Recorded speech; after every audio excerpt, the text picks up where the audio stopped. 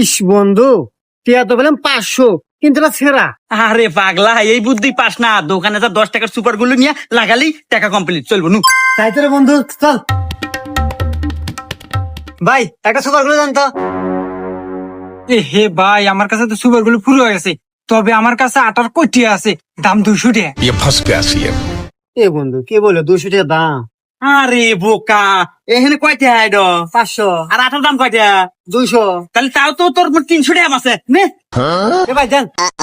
আচ্ছা ভাই, এই নেন। হাই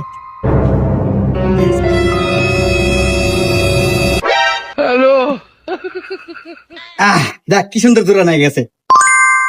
কেন চলবে নি? रुको जरा।